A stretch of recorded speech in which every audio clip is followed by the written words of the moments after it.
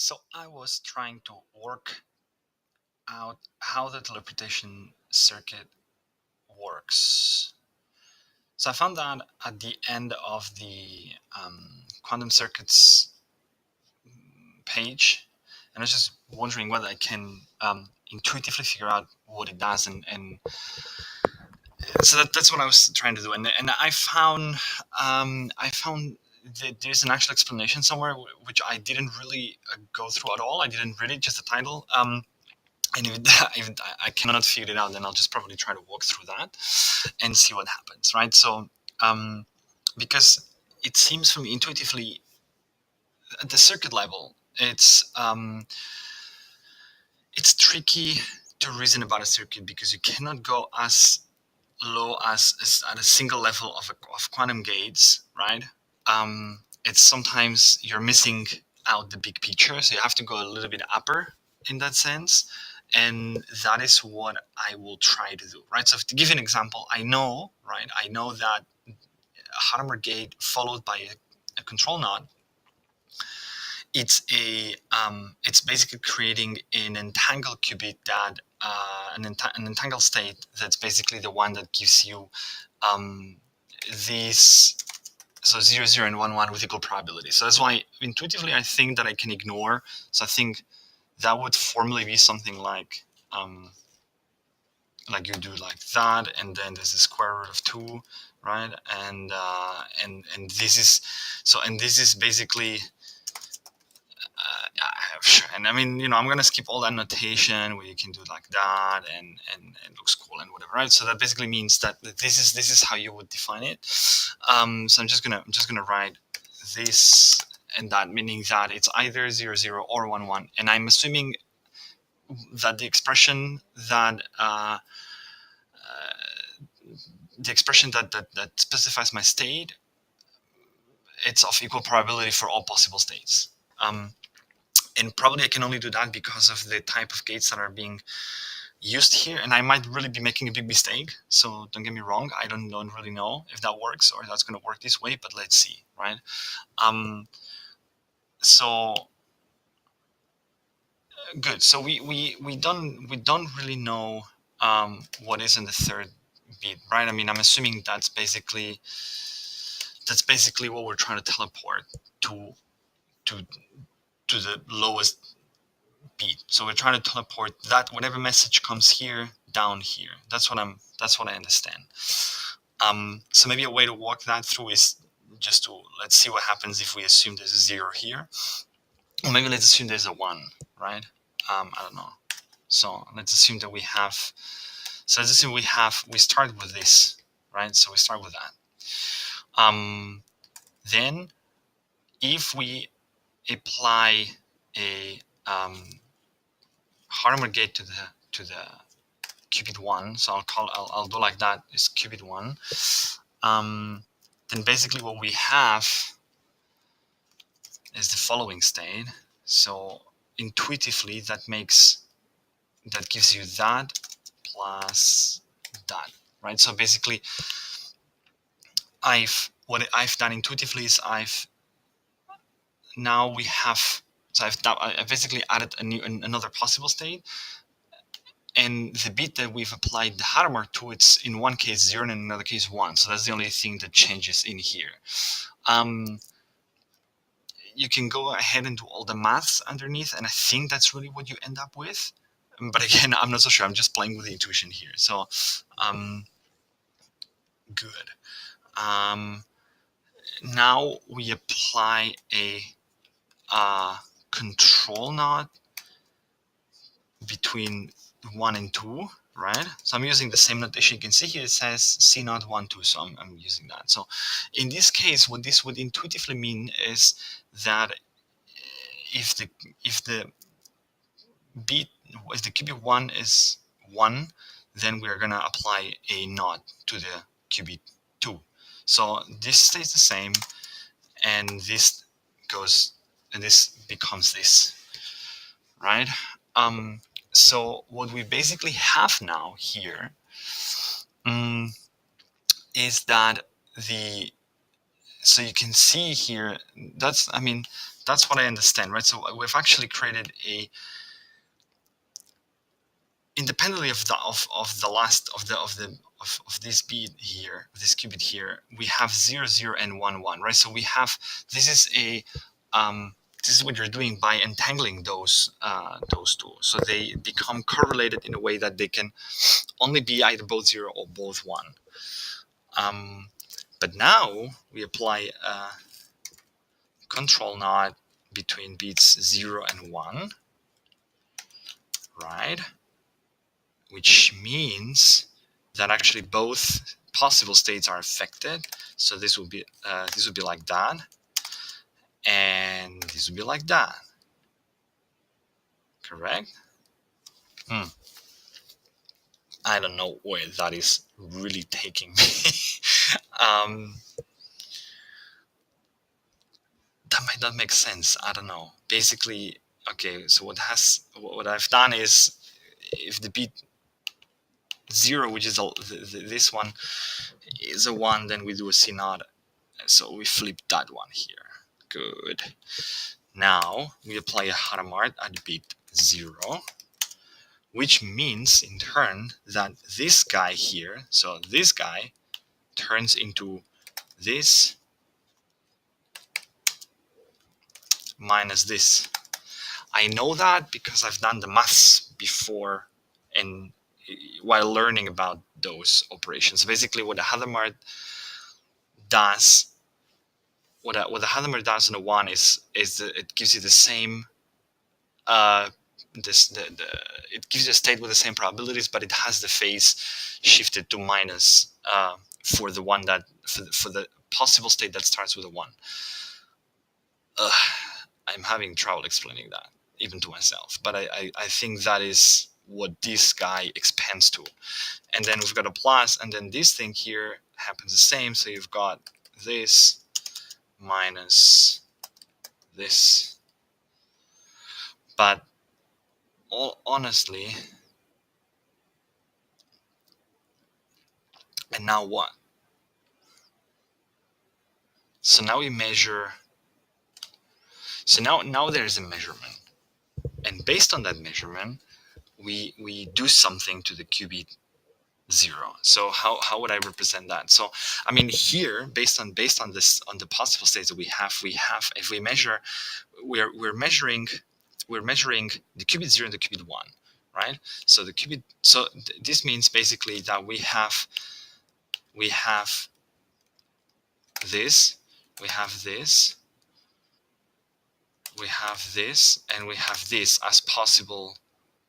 Yeah, basically we have all the possible measurement combinations.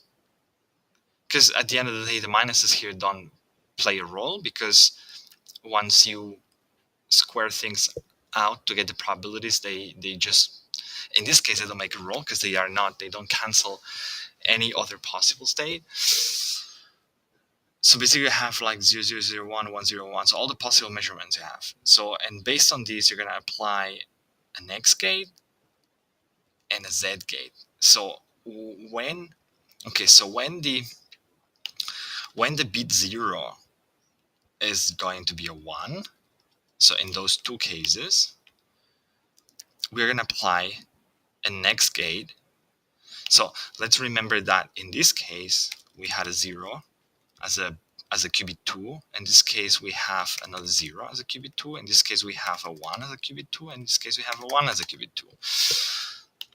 So if this is what we measure, so we measure 1, 0, right? Then our qubit 2 will be equal to 1.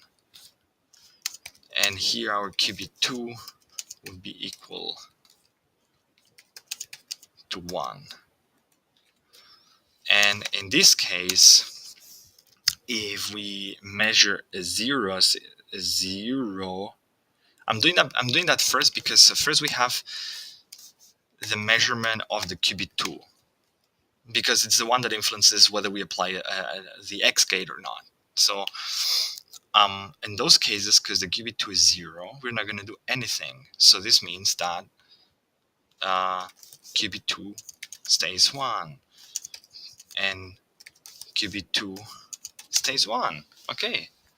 Okay, so effectively we have already in that example where we have a 1, right? As the message we're transferring, no matter what you measure at the end of the day, let's assume that there's no the Z thing, which we'll see now, you already get 1 with 100% probability. So we have, okay, so I see that you have basically managed your uncertainty in a way that now you can only measure 1. What I still, so I understand though the first step, you're entangling that, so you're creating a correlation. I'm still missing a bit the bigger picture. At the end of the day, you're making a correlation, so you're making an entanglement of all 3. So you could intuitively say, wait a second, let's just go through the measurement of the Q. Sorry, that's qubit1, that's qubit2. So I'm going to copy all that so I don't have to type in too much. So in this case, we are doing this, right? So what we are doing is, okay, but in this case, it doesn't really matter, right? If we measure a 1, so only in this only so in this case we've got a, and in this case we don't do anything. The qubit stays 1. Okay, so now let's change. Now we have all 1s everywhere. So that is the outcome. Those 1s here are the outcome here, right? So and now we've got that. So in this case, because it's a 0, we do nothing, so it stays 1. In this case, because it's a 1, we shift and we apply a Z gate, which means that it's -1.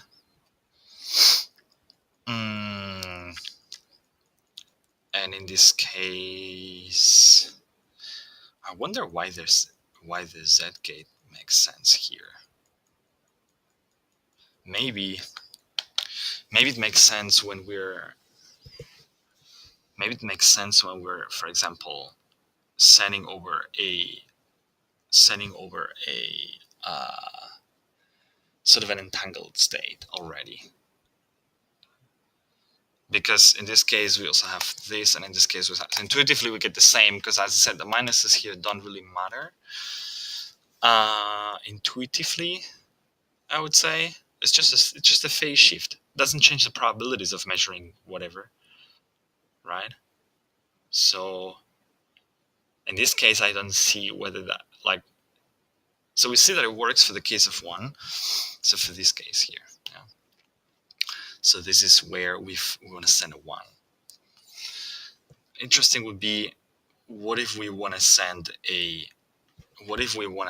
something like, so I'm going to reuse the same. So what if we want to send, or what if the initial state is 001 plus 000. So in this case, I would mean, what this means is that in here comes like a superposition. So let's imagine that we've done a Hadamard in the past, and that we have now a superposition. So we want to end up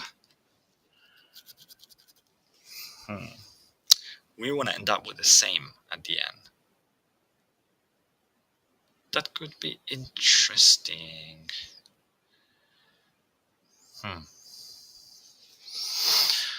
So what would that be? Okay. Let's try to work it out. So we apply a Hadamard to the bit 1, which basically means that this turns into that plus that, and that turns into that plus that. Good. So we see, okay, so here there's already something interesting, which we have this state has more probability of appearing right now than any other one, right? I hope I have done this well. No, wrong. Okay, then I take that back. So that turns into that and into that, and that turns into that and into that. Now we apply a C naught. between 1 and 2. So this, nothing happens here. This turns this way, nothing happens here, and this turns this way. Yeah, pretty much nothing really. Now we do a C naught. Now we do a C naught between the 0 and the 1. Oh, what have I done? Wrong. Wrong. Let's start. I keep messing that up. This is qubit 2. So here nothing. Here this turns into that. This nothing, and this turns into that. Exactly. And now between 0 and 1. So between 0 and 1. So this turns into that. Right?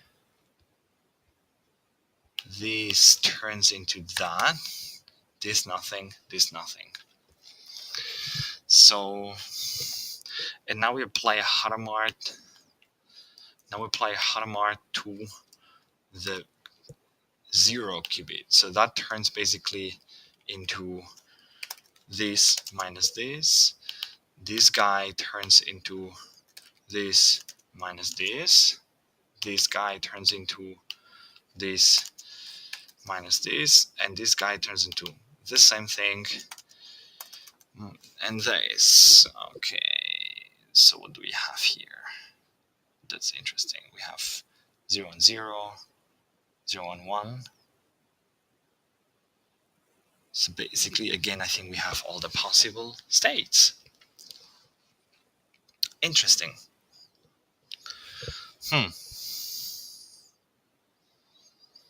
Do we? So we have this for sure, this for sure, this for sure, this for sure, this for sure, this for sure, this for sure, and this for sure. So we have all the possible states, and this is sort of the starting point for us, right? So that's what we do to the 0, 1. Okay.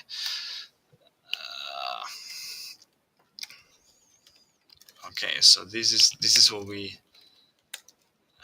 That's my awesome notation. So, and here we have 1, this, here, and here. So that's between the brackets. I put the qubit that we're going to touch, based on the measurements. And maybe I can already try to do both measurements here to save time. So here in this case, nothing happens. So the qubit 2 stays 0. Here in this case, 0, 1, what we're doing is we're shifting the phase Z, but it doesn't affect 0. It only affects 1. And again, that's something you can, if you go through the basics of different gates and how the Z gate works and stuff, you will know that at least that is something you can build up in terms of intuition. The qubit 2 in this case changes because we measure 1 and the qubit number 1. So the qubit number 2 turns into 1. So qubit 2 in this case is -1. Qubit 2 in this case, stays 1. Is that correct? Yes. Qubit 2 in that case stays as a -1 because I see what happens. You see, I get it. Okay, cool. So that's 0 and that's 0. So intuitively, we have the overall set of possible measurements, possible end results. We have as many zeros as many ones. So that means that we have basically at the end of the day, qubit 2, it's basically this, right? So, and that's exactly what we wanted. So the initial state, here's what we had, right? So we had a 0, 0, and then we had either 1 or a 0. Cool. Cool. That makes that is cool. So it works. But I still don't understand what's the logic. So how would you assemble that, right? So for example, is the Z gate needed? Is the Z gate needed? Maybe for more complex, because maybe what that means is clone the phase. Maybe. Um, hmm. So at least I can prove that it works for a couple of basic examples. And that's so you see that is something that it's probably an aberration for someone who is into the maths. I'm ignoring a lot of the stuff in here, but I'm operating at an intuitive level. So I'm basically, switching ones and zeros where I won based on the operations that I apply, but it seems to make sense. It seems to make sense logically. What we're doing here, basically, it seems to me like we're creating an entangled state, and then we're kind of conceptually entangling whatever message we're with the second. Let's see if I can do something like that. Maybe that works. So it's too big.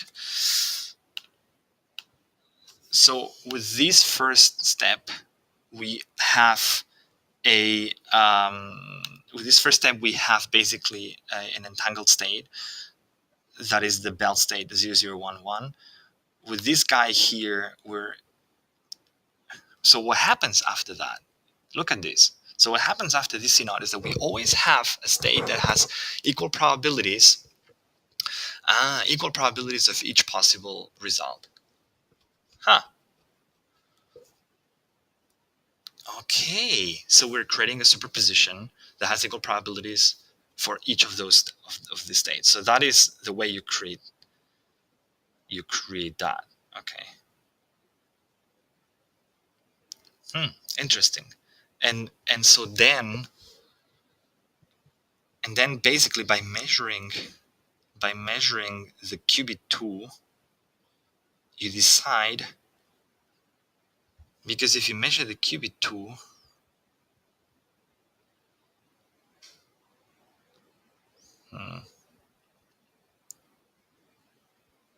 sorry, not after that. After that you have a basically 000. So you're missing some stuff still here. So it's after the Hadamard, it's after this guy here that you have, a full-blown, so you have basically a state that with equal probabilities for each of the possible combinations of measurements. And then you exploit, okay, I see that. And then you exploit the fact that whenever there's a same amount of zeros and ones,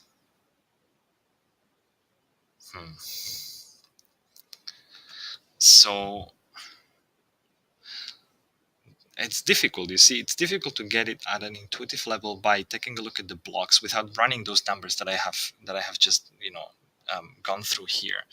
Because then basically for so because why don't you just not do the x?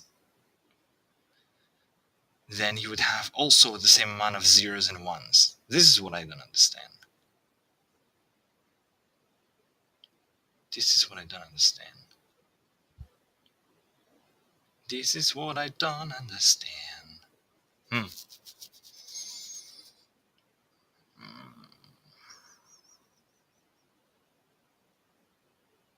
Because originally we had a 0. this is what I don't really understand, that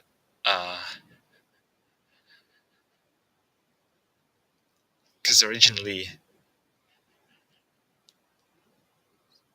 uh,